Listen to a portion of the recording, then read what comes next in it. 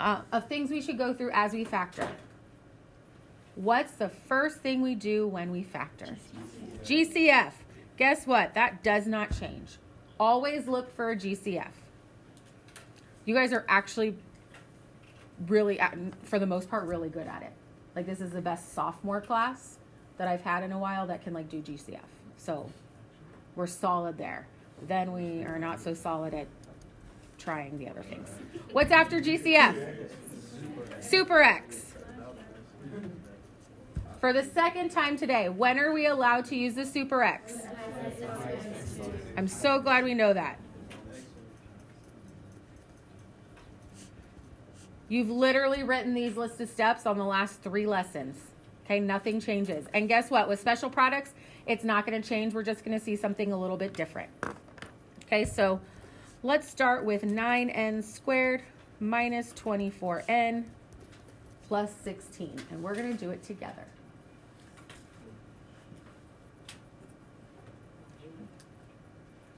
So according to our rules of factoring, 9n squared minus 24n plus 16, according to our rules of factoring, we're going to look for a GCF.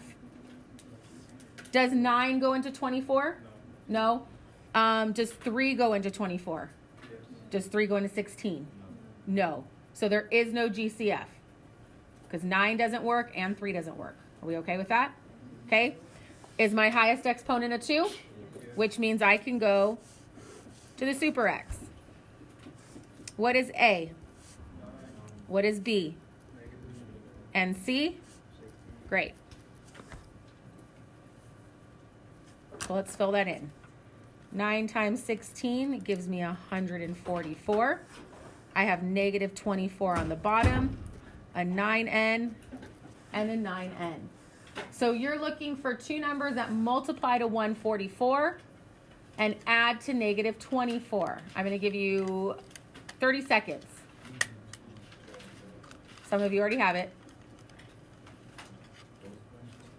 2 numbers that multiply to 144 and add to negative 24.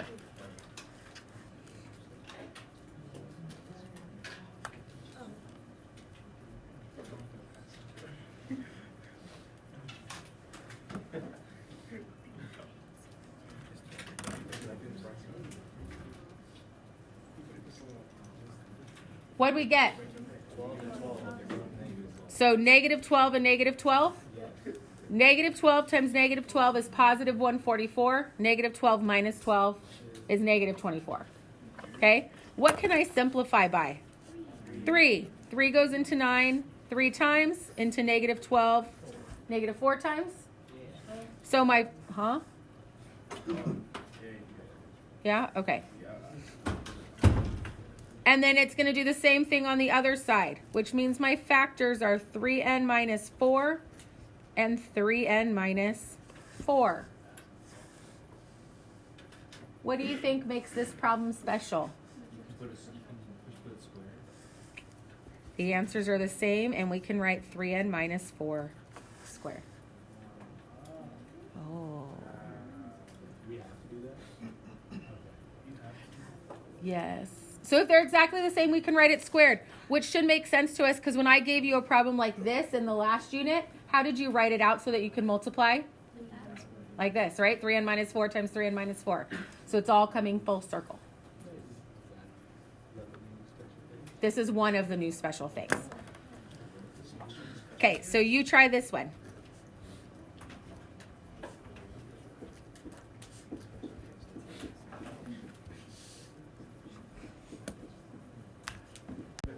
Okay, step 1.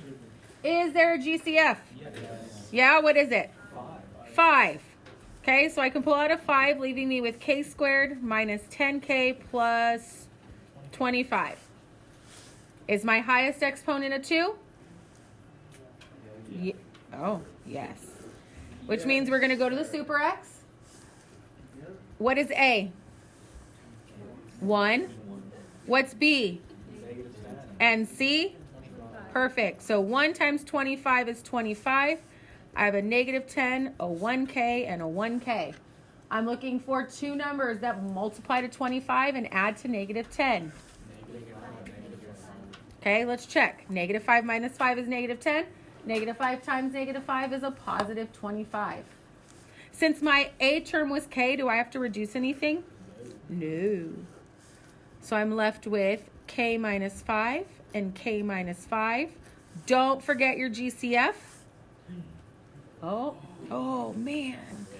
Final answer should be 5 and then k minus 5 squared. Am I going to mark you wrong if you give me this answer? No. But you should know that you can condense that.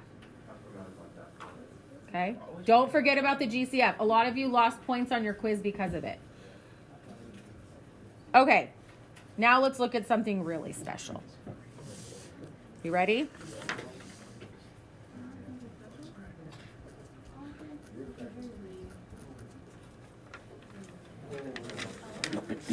Okay. Here we go. This one's super special.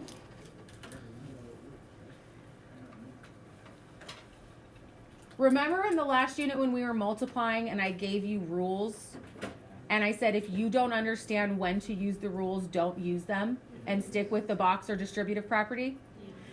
And then a lot of you don't listen to me and still use the rule even when you weren't supposed to? Okay, so I'm going to show you using the super X and then I'm going to give you a trick. If you don't understand the trick, you're not going to use it. Understand? Okay. What's different about this problem in comparison to the other problems we've been doing? There's only two terms, right? Okay. So first things first, like always, is there a GCF? No, there's no number, there's no variable. Is my highest exponent a 2? Yes. Okay, which means I can use the super X. So we're going to start with the super X. I'm going to show you how it works normally, and then I'll show you the trick. Now, what is A? 1. It's the number in front of x squared. Now be careful when I ask the next question. What is B? Huh? So A is the number in front of x squared. What's B the number in front of?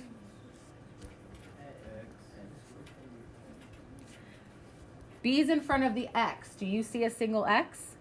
So what's B? 0. And C is my constant. So what's C? Negative 16. Okay, so we're going to stop there for a second. So A is the number in front of your squared term. B is the number in front of your single variable. C is the constant. Everyone okay with that B is 0? Okay, let's fill it in like normal. 1 times negative 16 is negative 16. B is 0. I have a 1x and a 1x. So I'm looking for two numbers that multiply to negative 16 and add to 0.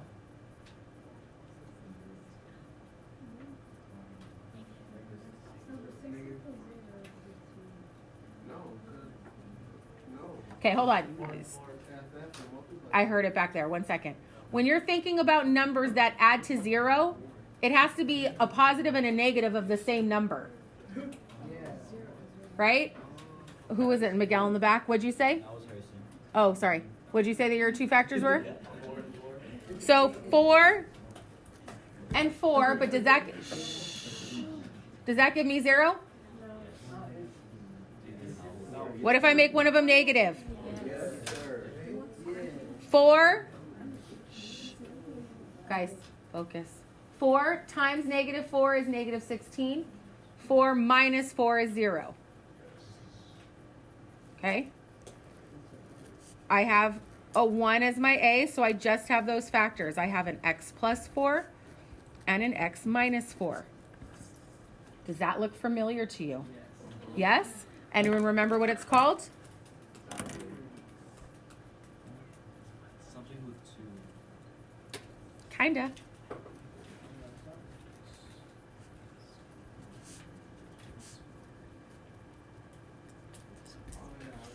Okay, so in the last unit, we were given this problem, right? And this was part of the trick. If they were exactly the same, where 1 was plus, 1 was minus, you were able to multiply the first terms and multiply the last terms. We remember that? Okay, so there's a trick that goes when we're factoring as well. But to help us identify if it's difference of squares, you're going to look for three things. The first thing you're looking for is, does it have only two terms? So when I give you the expression, are there only two terms? That's the first thing. Okay, so this one, well, I'll get to that in a second. Only two terms. The second thing you're looking for is there has to be a subtraction sign. So between the two terms, is there a subtraction sign? If there's not, you can't use the rule or the trick that I'm going to show you. And the third thing is each term is a perfect square. So we're going to solve this exact same problem, and I'm going to show you the trick.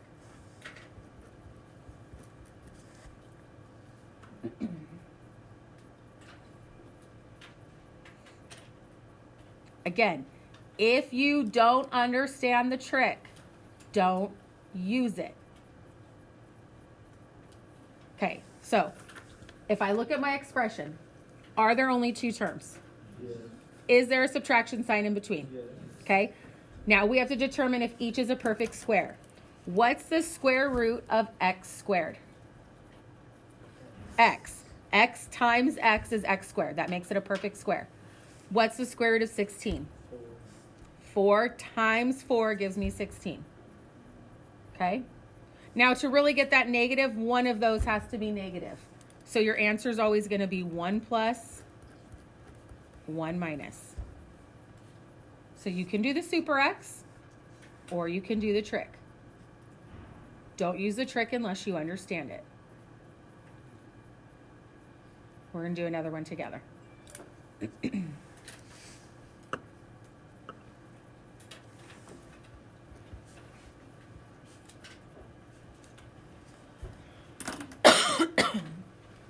Don't assume that all of these you can use the trick as well, because some of them may not actually be the trick, so you have to be careful. Well, right now they are, but in general. So when we're factoring, what's the first thing we look for? GCF. Is there a GCF? Yes. What's your GCF? Okay, so I'm going to pull out a 3, and that leaves me with 9v squared minus 1. Okay. My highest exponent is 2, which means I could use the super x, or I can think about the rules here. Are there only two terms? Is there a subtraction sign between them? Yes. Let's check if they're perfect squares. What's the square root of 9? Okay, so 3 and 3. What's the square root of v squared? V. V times v is v squared. What's the square root of 1? 1. 1 times 1 is 1. So if you can break it down to perfect squares, you can use the trick. You have a 3v plus 1, a 3v minus 1, and don't forget your GCF out front. If you don't understand the trick, don't use it. Okay, you're going to try one. Ready? What's the last one? Use your warm-up page if you need to.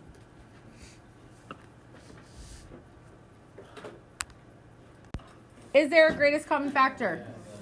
What is it? 5. Leaving me with 9n squared minus 25. You can use the super x, which I saw some of you do, or you can think about the trick. Are there only two terms? Is there a subtraction sign? Okay, let's see if it's a perfect square. Square root of 9, square root of n squared, n. So 3n, square root of 25, 5 and 5, we know one's going to be negative. So 3n plus 5, 3n minus 5. Don't forget your GCF. Does this work, this trick work with every single problem you're going to do? No. Okay, y'all said no. Don't use it on everything. All right. I'm going to give you